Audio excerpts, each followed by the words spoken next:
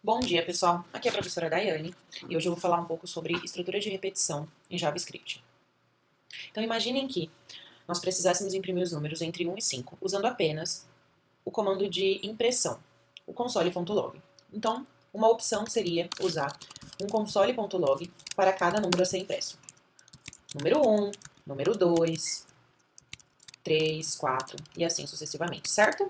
3, 4 e assim sucessivamente. Essa seria uma maneira viável de ser feita. Então, a gente imprimiria aqui os números entre 1 e 5 perfeitamente. Outra maneira, por exemplo, seria fazer um console.log apenas, um comando, e a gente usaria /n para poder imprimir todos os números, né, usando um por linha. Uma outra maneira de fazer isso, seria possível, né? Ok, até aí tudo bem. Número 4 e número 5, perfeitamente. Então, vou imprimir aqui duas vezes, né, os números de 1 a 5, para a gente ter uma noção de como fazer isso. Agora, imaginem vocês que nos fosse pedido para imprimir os números de 1 a 10. Se a tarefa fosse imprimir os números de 1 a 10 de novo, a gente teria que vir aqui e ir mudando número por número. 7, 8, 9, 10. Isso é um tanto custoso, né? Mas ok, são números de 1 a 10. Tudo bem fazer isso. Agora, e se a tarefa fosse imprimir de 1 a 100, ou de 1 a 1000, ou de 1 a 10.000? Há de se concordar que ficaria muito mais difícil fazer isso, né? Muito mais trabalhoso. E aqui entra a capacidade computacional de repetição. Então, os computadores, eles nos dão, né, como presente isso, e eles fazem muito bem a repetição, e a gente precisa aprender como fazer isso nas linguagens, né? E aqui no JavaScript eu vou dar uma noção de como fazer isso. E a gente vai começar trabalhando com uma estrutura de repetição bastante utilizada, que é o while. Então, no inglês, while, no português, enquanto, tá? Enquanto. Então, while, qual que é a ideia, né? Enquanto algo for verdadeiro, faça, essa é a definição, tá? Didática, tá, gente? Só pra faça o que tiver aqui embaixo, tá? Enquanto algo for verdadeiro, faça o que tiver aqui embaixo. Então, como que a gente estrutura o nosso laço de repetição, que é assim que a gente chama, tá? Essa estrutura de repetição dentro da programação. Como que a gente estrutura ela? Bom, nesse caso aqui a gente quer imprimir os números, certo? De 1 a 5. Vamos começar com o mesmo problema. Os números de 1 a 5 a gente quer imprimir. Bom, pra começar eu não vou poder imprimir o número assim, né? Tipo, a string do número, né? Porque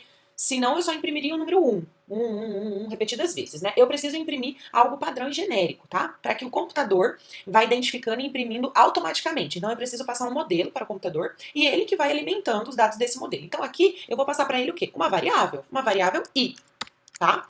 Vou criar lá uma variável i e essa variável, o meu programa é que vai alimentar ela. E ele que vai alimentar, ele que vai manipular essa variável, vai incrementar. Obviamente, o computador não faz nada sozinho, tá, gente? Eu vou ter que mostrar para ele como alimentar, como atualizar essa variável, para que ele faça toda a repetição sozinho. Então, como que eu faço isso? Crio uma variável, i ali, pode ser qualquer nome de variável, tá? Eu usei o termo i.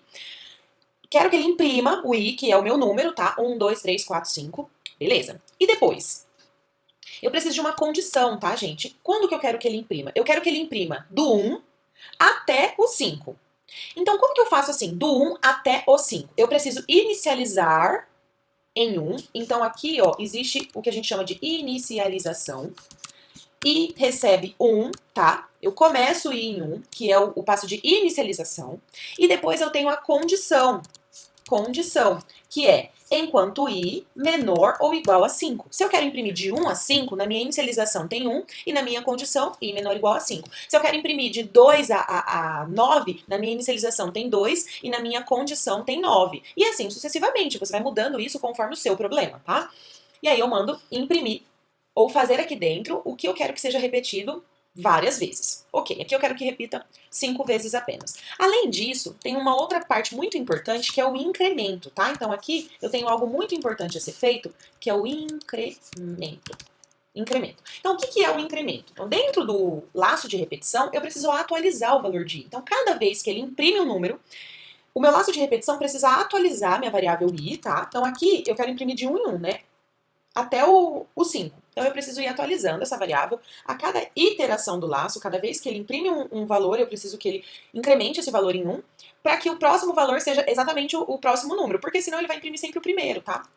Então aqui tem o passo de incremento. Eu vou abrir a chave do meu bloco de instruções, fechar, e é isso aí. Vamos executar. Olha lá.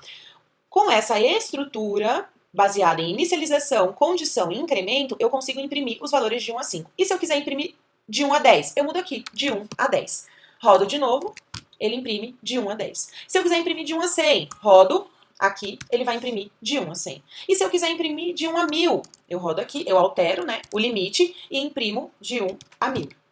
Ah, e se eu quiser imprimir de 2 até 8? Salvo, imprimo. De 2 até 8. E se eu quiser imprimir de 2 até 5? Inicializo em 2 e o limite é 5. Vamos rodar de 2 até 5. Tudo bem? Então, a gente consegue ir brincando com inicialização e condição, de modo a atender aquilo que for necessário. Tudo bem? Dependendo da alteração que você fizer na inicialização, é o valor que vai começar a sua iteração, e dependendo do que você colocar na condição, é o valor que vai finalizar a iteração, ok?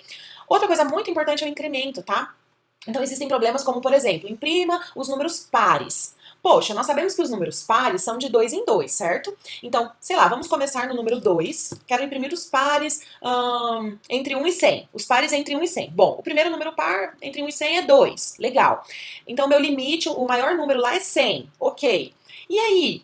Como que eu vou achar os números pares? Não precisa nem fazer conta, gente. Ai, mod 2 e V se é 0. Não precisa. Por quê?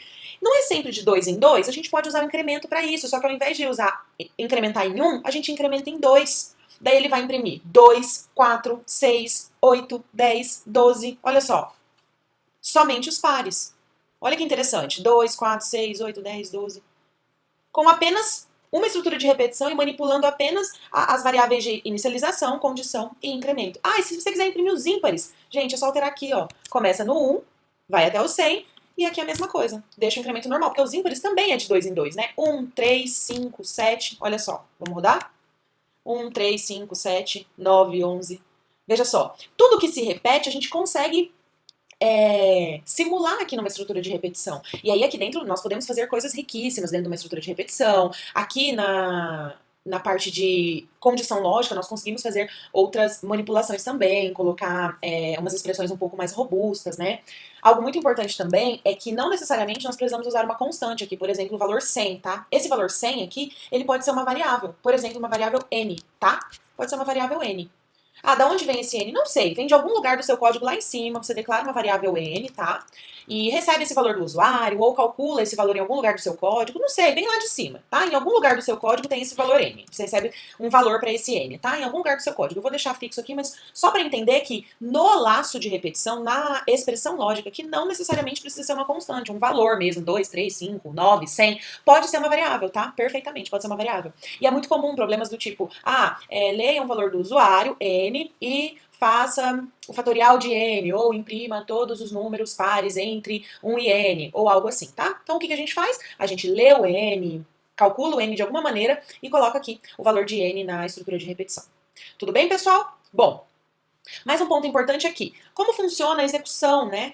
A parte do passo a passo de execução de uma estrutura de repetição. A inicialização é executada de maneira sequencial, tá? Então, o código começa a executar a primeira linha, depois a próxima linha, a inicialização. E aí, quando o computador encontra uma estrutura de repetição, ele verifica a expressão lógica. Se ela for verdadeira, ele executa o que tiver dentro do bloco de instruções e ele não continua aqui para baixo, tá? Ele não continua aqui para baixo. O computador já sabe que, se for uma estrutura de repetição, ele não pode continuar para baixo, tá?